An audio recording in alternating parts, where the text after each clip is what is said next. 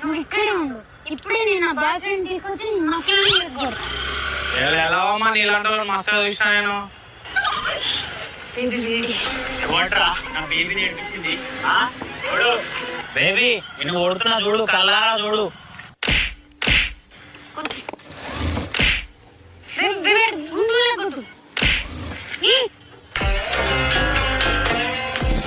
Baby మన సంగతి చెప్పినా కానీ జోలికి రాడు. పోదాంపా.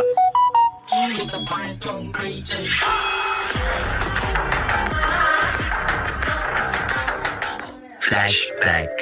బ్రో ఏమనుకోకండి బ్రో, ఆమె కొంచెం పిచ్చుంది.